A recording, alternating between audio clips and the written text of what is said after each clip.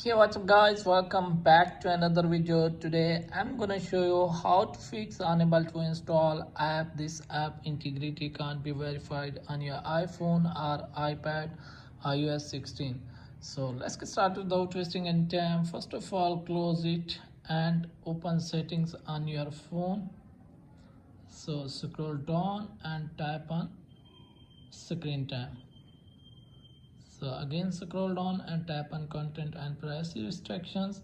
So as you can see, here is the allowed app. Tap it and toggle on the browser that you are using to install the app, and go back one step and tap on iTunes App Store. So as you can see, here is the installing app on the don't allow. Tap on allow and go back. So again go back and toggle off content and privacy restrictions. So now go back to the browser.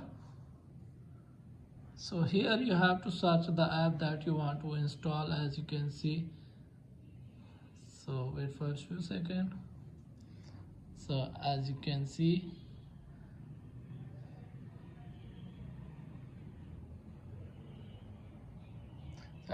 app is installing right now successfully.